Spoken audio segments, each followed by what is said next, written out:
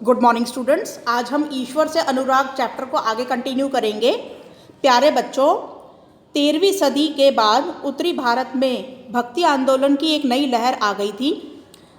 यह एक ऐसा युग था जब इस्लाम, हिंदू धर्म, सूफी मत, भक्ति की विभिन्न धाराओं ने और नाथपंथियों, सिद्धों तथा योगियों ने परस्पर एक दूसरे को प्रभावित किया था।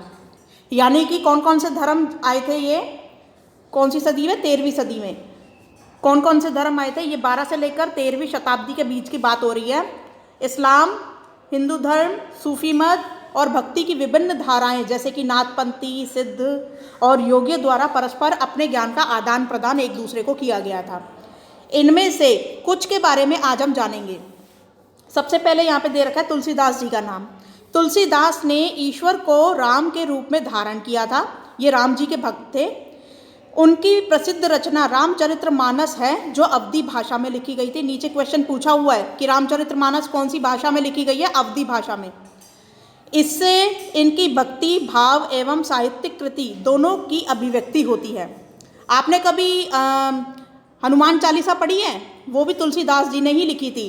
तुलसीदास सदा हरिचेरा कीजे नाथ हृदय में डेरा। तो यहाँ पर ये तुलसीदास जी ने इनकी रचना की थी। अब नेक्स्ट है, ये जब राम भक्ति करते थे तो हनुमान जी इनकी रक्षा करते थे, इसलिए इन्होंने हनुमान जी पर भी काफ़ी गीत लिखे थे। अब यहाँ पर सेकंड है सूरदास जी। ये कृष्ण भक्त थे। सूरदास जी श्री कृष्ण के अनन्य भक्त थे। उनकी रचनाएं सूरसागर, सूरसारावली और साहित्य लहरी में संग्रहित है। नीचे क्वेश्चन पूछा हुआ है कि सूरदास जी की रचनाओं के बारे में बताओ, तो क्या क्या रचा था उन्होंने? सूरसागर, सूरसारावली और साहित्य लहरी।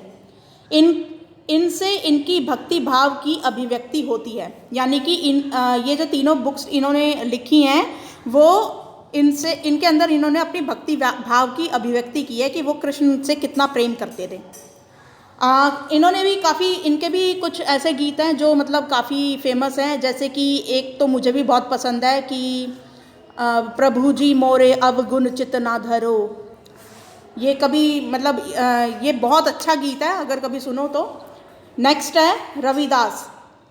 रविदास जी भारत के एक महान संत थे। दर्शन शास्त्री, कवि, समाज सुधारक और ईश्वर के अनुयायी थे। वो निर्गुण संप्रदाय अर्थात संत परंपरा के व्यक्ति थे। ये भगवान के निर्गुण स्वरूप की पूजा करते थे। और रविदास जी जो थे, ये मीराबाई जी के गुरु थे। ये जो मीराबाई अभी हम आगे पढ़ेंगे, इनके गुरु जी थे रविदास जी। अच्छा, नेक्स्ट है दादू दयाल। दादू दयाल शाखा के भक्ति शाखा के प्रमुख संत कवि थे। दादू के नाम से दादू पंथ चल पड़ा था। ये अत्यधिक दयालु थे, इस कारण इनका नाम दादू दयाल पड़ गया था। इन्होंने शब्द और साखी लिखी थी। नीचे क्वेश्चन पूछा हुआ है कि शब्द और साखी किसने लिखी थी? तो ये दादू दयाल जी ने लिखी थी। ठीक है। नेक्स्ट है, इनकी रचना प्रेम भावपूर्ण थी। यानी कि ये प्रेम मार्ग के उपासक थे। यानी कि ईश्वर को प्रेम मार्ग से भजते थे और भक्ति भाव से ईश्वर को का भजन किया करते थे। नेक्स्ट है मीराबाई। मीराबाई एक राजपूत कन्या थी। इनका विवाह मेवाड़ के राजसी घराने में हुआ था। वे कृष्ण के प्रति समर्पित थी। इनके भजनों में भक्ति भाव की अभिव्यक्ति होती है। इन्होंने भी श्री कृष्ण भक्ति की थी। ये यहाँ पे श्री कृष्ण इनके मन में विराजमान है और इन्होंने भी भक्ति के द्वारा ही भगवान की उपासना की थी। इनका एक फेमस गाना मुझे बहुत अच्छा लगता है, अब मैं नाचो थाक्यो, थाक्यो बहुत गोपाल। और भी बहुत सारे इनके गाने हैं जो हम काफ़ी सारी मूवीज़ वगैरह में सुनते रहते हैं। अब इनका क्वेश्चन आंसर्स देखते हैं यहाँ पे। फर्स्ट क्वेश्चन है, रामचरितमानस की रचना कौन सी भाषा में हुई थी? तो यहाँ पर रामचरितमानस की जो रचना थी वो अवधी भाषा। आप अवधी भाषा लिखोगे तो ये फर्स्ट का आंसर हो जाएगा अवधी। वो जो ब्लैंक है आप उसमें अवधी भरोगे फर्स्ट वाले में, यहाँ पर अवधी। ठीक है। नेक्स्ट है, मीराबाई डैश के प्रति समर्पित थी। किसके प्रति समर्पित थी? कृष्ण के प्रति। तो आप कृष्ण यहाँ पे सेकंड वाले में लिख देंगे। थर्ड है, शब्द और साखी डैश द्वारा लिखी गई थी। तो किसके द्वारा लिखी गई थी? यहाँ भी मैंने ऊपर बताया था, ये दादू दयाल जी के द्वारा लिखी गई थी। तो थर्ड वाले में आप लिख देंगे दादू दयाल जी यहाँ पर। ठीक है। नेक्स्ट है सूरदास जी की रचनाओं को डैश डैश और डैश में संग्रहित किया गया है। तो यहाँ पर सूरदास जी की रचनाओं को किस किस में संग्रहित किया गया है? सूर सागर, सूर सारावली और साहित्य लहरी, तीनों जो ब्लैंक्स है उनमें आप ये तीनों भर दोगे। तो ये फोर्थ का हो गया आंसर।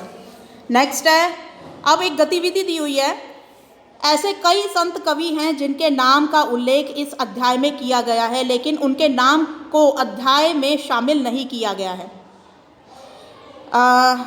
उनके काम को, मतलब नाम तो शामिल किया गया लेकिन उनके काम के बारे में कुछ नहीं चर्चा की गई है अध्याय में। उस भाषा के बारे में और अधिक जानकारी प्राप्त करें जिसमें उन्होंने लिखा है।